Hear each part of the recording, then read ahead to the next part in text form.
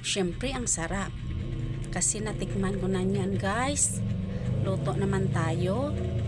Good morning everyone. Luto tayo ng may sabaw naman guys. Sarap humigop kasi ng sabaw.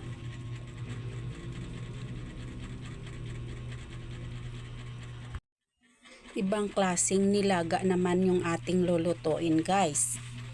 To pork guys. I-sear muna natin yung ating pork. Mas masarap din pag ihawin kaso nagmamadali na. So hindi na nag-prepare ng ihawan. Sinear na lang in a high heat hanggang maganyan ang colors guys ang color.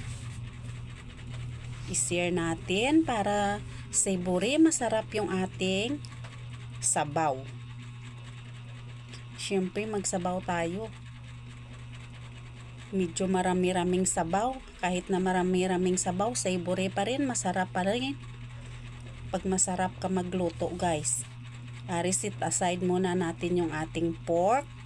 Mag-isa na tayo ng ating mga aromatics. Garlic crust lang naman yan guys, at saka ang onion slice.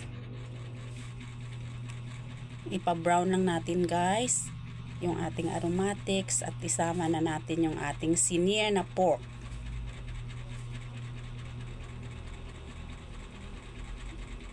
Yun guys. Naisama na natin sa gisa yung ating pork na sinear.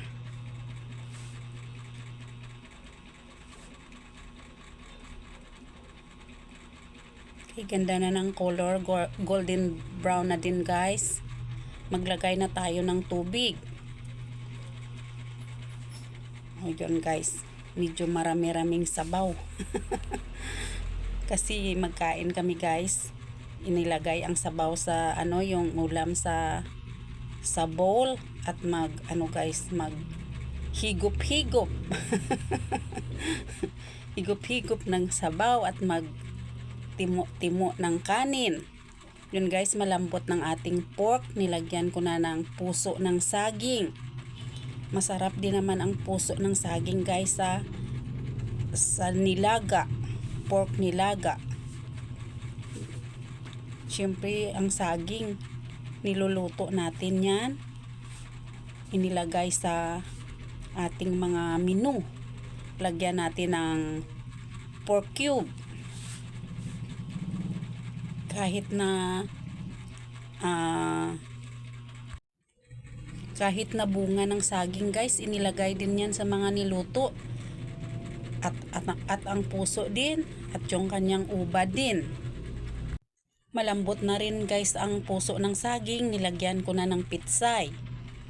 Guys, ganda ng kanyang kulo guys.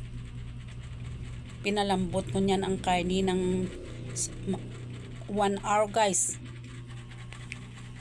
At okay din naman pag 1 hour ang paglaga. So, yan guys. Luto na ang ating guys. Lagyan ko na ng long chilies. Ang ating menu ngayon ay pork nilaga with puso ng saging. May pitsay din at saka long chilies at saka spring onions. Sarap nito guys. Thank you for watching. Thank you Lord for your everyday blessings. Ready to serve.